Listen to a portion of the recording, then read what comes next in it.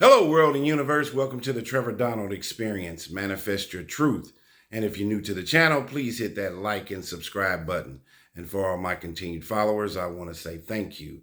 And this is an opinion-based video channel where I try to open your eyes and ears up to some of the travails and tribulations that take place throughout our cities, our states, our country, and sometimes around the world.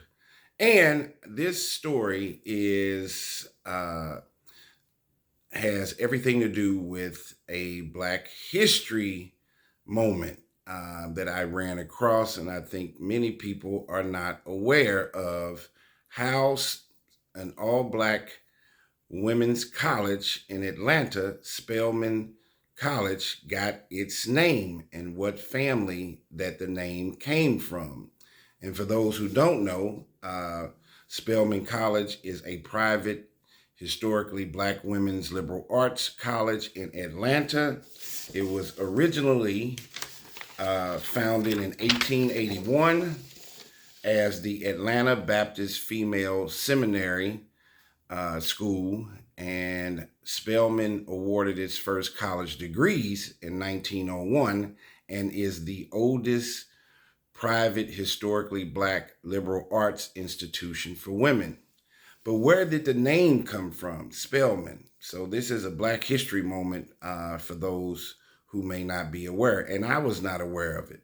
So let's get into this story on how Spelman got started, Spelman College, where the name came from, and the controversial family who was behind settling the debt for the property where the college is at, and how it all got started. It got started by two teachers out of Massachusetts, but of course they needed funding for it, and you're going to be surprised by the family that got Spelman going, and the gentleman who named Spelman College after his wife. And remember, down in Atlanta, you have Spelman College for women and you have Morehouse College for men. So let's get into the story about Spelman College. Spelman College is a private, historically Black women's liberal arts college in Atlanta, Georgia, of the United States. It is a founding member of the Atlanta University Center Academic Consortium. Founded in 1881 as the Atlanta Baptist Female Seminary, Spelman awarded its first college degrees in 1901, and as I said, is the oldest private historically Black liberal arts institution for women.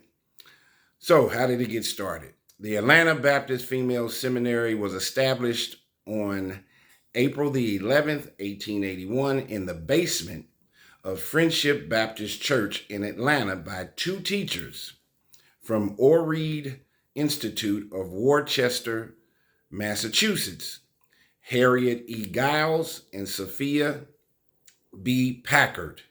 Giles and Packard met while Giles was a student, and Packard was the preceptress of the New Salem Academy in New Salem, northeast of Springfield, Massachusetts. And they fostered a lifelong friendship from there. The two of these women, these teachers, traveled to Atlanta specifically to begin a school for Black freed women, and found support from Frank Quarles, the pastor of Friendship Baptist Church.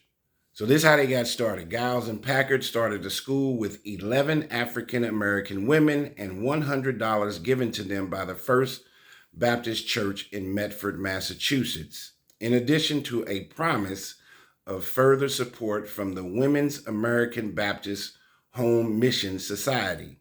The acronym would be WABHMS, a group with which they were both affiliated with in Boston. Although their first students were mostly illiterate, they envisioned their school becoming a liberal arts institution. The first circular of the college said that they had planned to offer algebra, physiology, essays, Latin, rhetoric, geometry, political economy, mental philosophy, which is now psychology, chemistry, botany, Constitution of the United States, astronomy, zoology, geology, moral philosophy, and evidence of Christianity. Over time, they attracted more students. When the first term ended, they had enrolled 80 students in the seminary.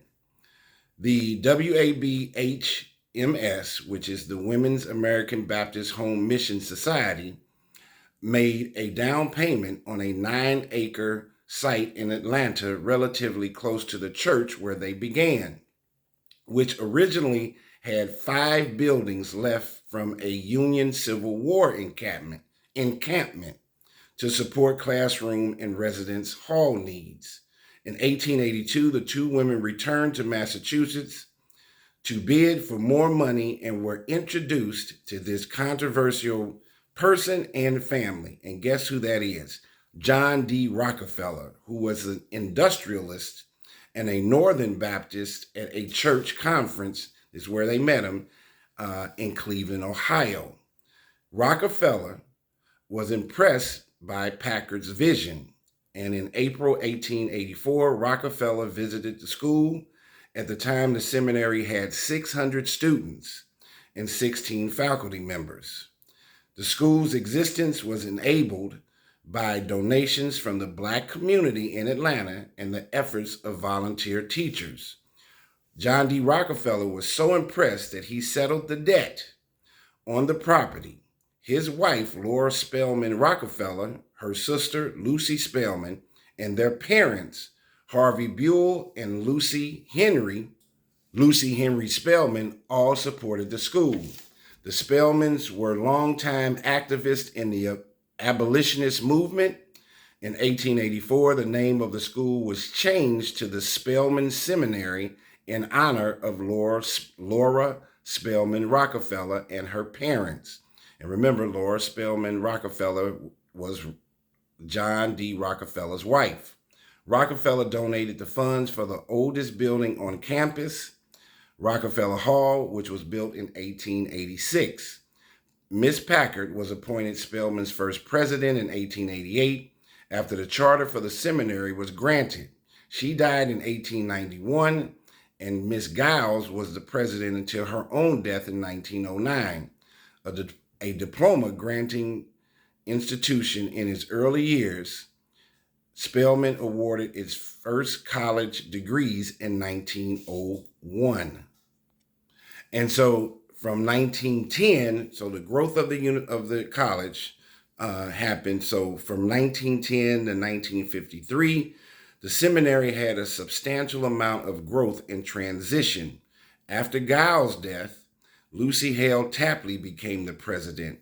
Although the college was somewhat progressive, neither the founders nor the current administration were interested in challenging the status quo of young women as being primarily responsible for the family and the home. And this institution, Spelman College, gave women the opportunity to advance themselves outside of the home and into the workforce back in the early 1900s. I think this was a very impressive story. And there's two ways to look at it. There has been a historical presence of controversy around the Rockefellers and the things that they had been involved in the development of the United States. But you see that I did not know, and I think this is a very interesting Black history commentary to realize that Spelman College was named after John D. Rockefeller's wife, Laura Spelman Rockefeller.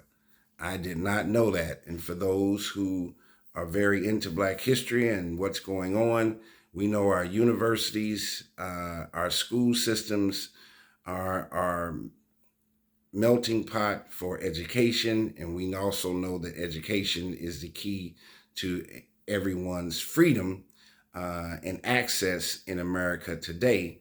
But I thought this was a very interesting story to realize that Spelman College was named after John D. Rockefeller's wife. Um, that is a very interesting scenario, and I'm sure that many people were not aware of that.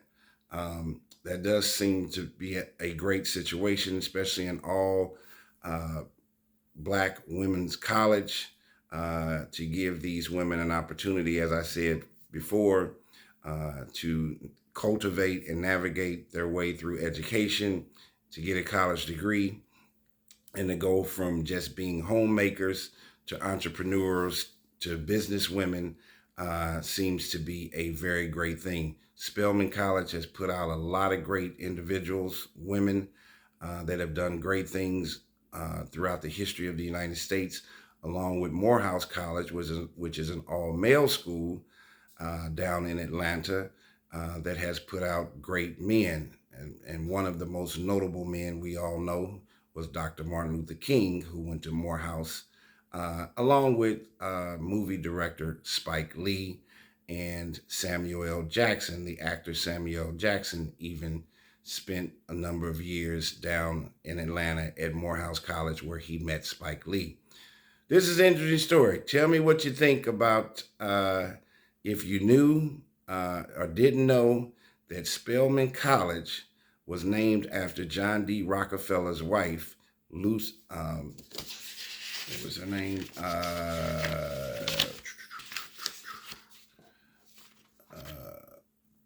Was named after Laura Spelman Rockefeller. What an interesting inquiry and commentary, and even an informational piece. Many of these schools have been named after many of the folks that were involved in segregation, the Jim Crow era, and have a torrid history of slave ownership, abolitionist, and by the way, just so you would know, Yale University has a torrid history of being named after a man who was a slave owner and an abolitionist. Tell me what you think about this story about Spelman College, started by these two teachers out of Massachusetts, and they got their funding from John D. Rockefeller. This has been the Trevor Donald Experience. Manifest your truth in a positive, righteous, and God-fearing way.